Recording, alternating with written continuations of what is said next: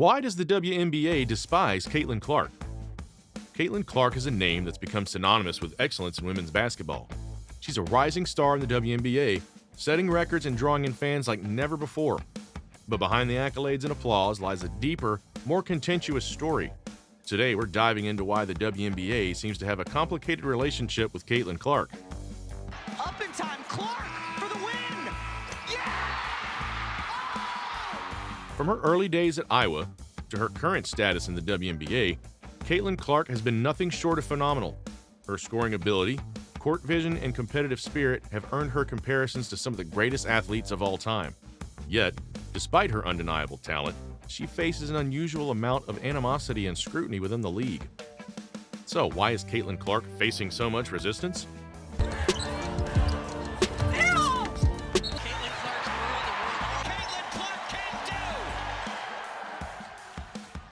To understand this, we need to look at a few key factors. Caitlin Clark is bringing this money because she's white, because she's attractive. It helps that she's white, straight in from Iowa.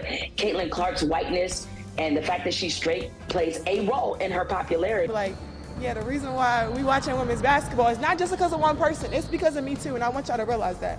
It's not just because of one person. First, let's talk about the threat to the status quo. The WNBA has been home to many incredible athletes who have built the league from the ground up. For veterans who have spent years establishing their careers, Clark's rapid rise can feel like a disruption. She's not just good, she's rewriting the narrative of women's basketball, and that's a hard pill to swallow for some.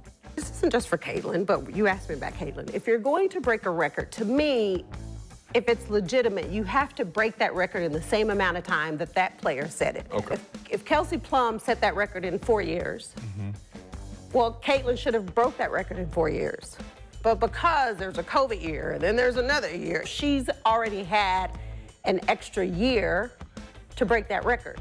Take, for example, Cheryl Swoops, one of the most respected figures in the game. Her comments questioning Clark's legitimacy and suggesting that Clark's achievements are somehow less valid among some of the league's veterans. It's a combination of jealousy and fear of being overshadowed by the new kid on the block. Cheryl Swoops expressed her thoughts on Caitlin Clark, emphasizing that to legitimately break a record, it should be done within the same time frame as the original record holder. She also explained that if Kelsey Plum set a record in 4 years, Caitlin should too. However, with the extra COVID year and other extensions, Caitlin has had more time.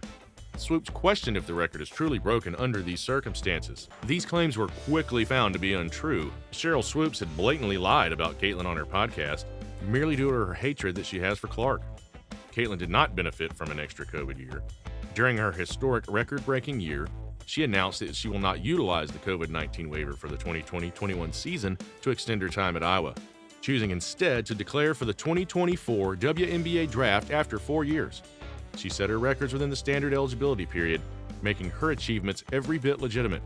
Some of her records include single-game scoring record, single-season scoring record, career scoring record, three-pointers record, assists record, free throw record, most double-double record, and most triple-double record. All-time leading scorer in the Big Ten.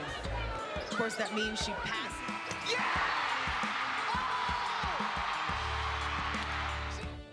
Next, we have the media attention and marketing aspect.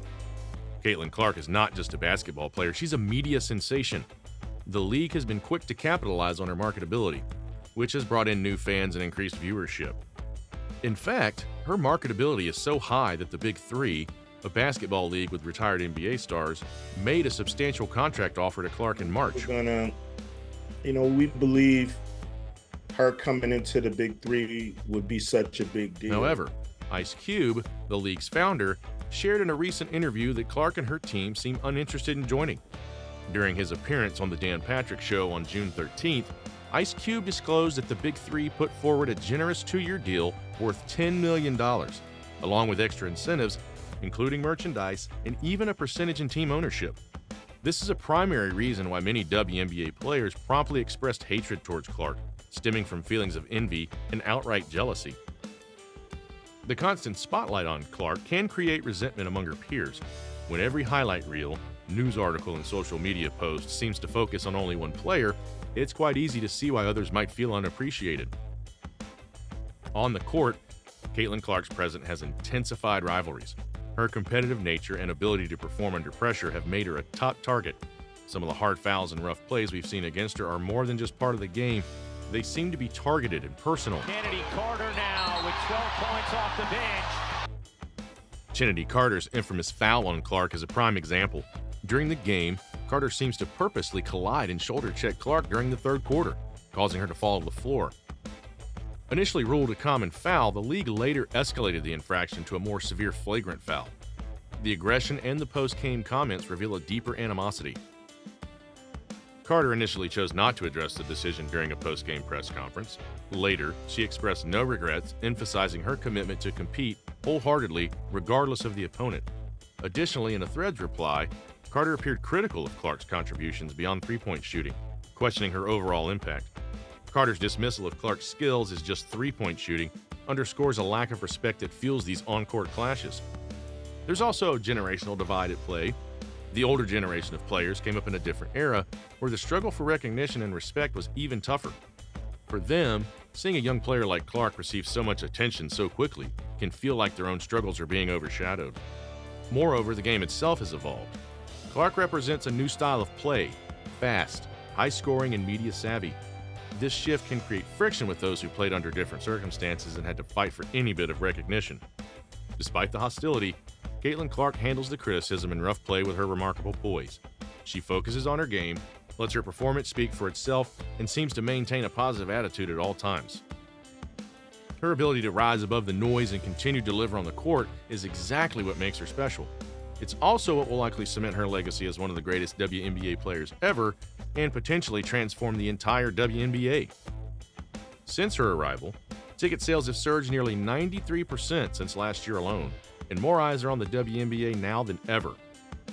Whether you're a fan or a critic, you can't deny the impact Caitlin Clark is having on the league. Caitlin Clark is here to stay, and her journey is just beginning. While the resistance she faces is real, it's also a testament to her impact. The WNBA is evolving, and Clark is at the forefront of this transformation. Love her or hate her, you can't ignore her. Thank you for watching. Comment below what you think of this Caitlin Clark controversy. Does she deserve the hate? If you enjoyed this video, please like, comment, and subscribe for more content on the latest in women's basketball. We'll see you next time.